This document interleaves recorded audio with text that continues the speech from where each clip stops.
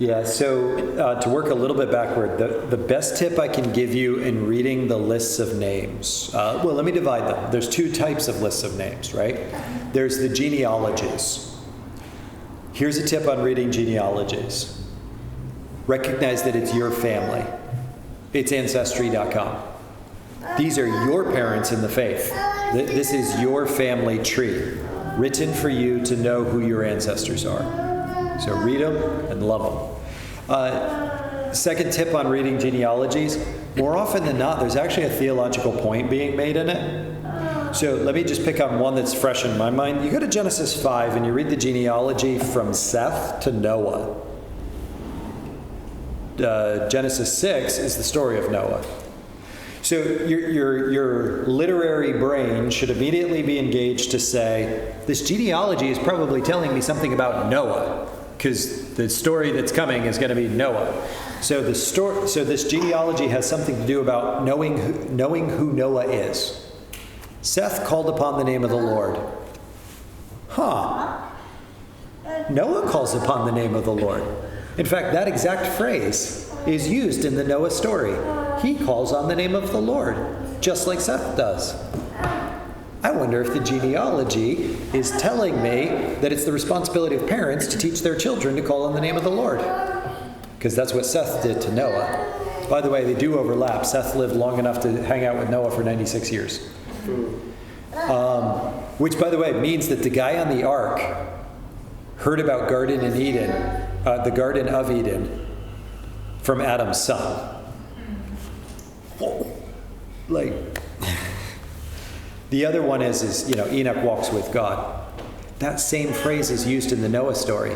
Noah walks with God. Where does Noah learn to call on the name of the Lord? Seth. Where does Noah learn to walk with God? Enoch. On and on. Each part of that genealogy, none of it's a throwaway. The genealogy is showing us where Noah came from. So that when you get to Genesis 6 and you get that famous phrase that can turn Reformed theologians into knots, Noah was a righteous man. And we all backpedal and we say, because of Christ.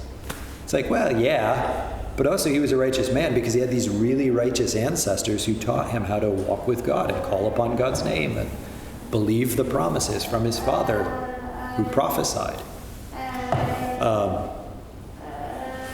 Long-winded answer. That's how to read genealogies. You go to Jesus' genealogy, there are 14 names, 14 names, 14 names. At least that's what Matthew says. And Matthew's really good at counting because he was a tax collector. He's good at maths. If you actually add up their names, the third set of 14 is only 13. Did Matthew miscount? In chapter 1, verse 18, just after the genealogy, Matthew says, and then Mary was, what is the turn of phrase? Then Mary conceived, being overpowered by the Holy Spirit. The 14th generation is the Holy Spirit. Matthew's genealogy sets you up for that theology.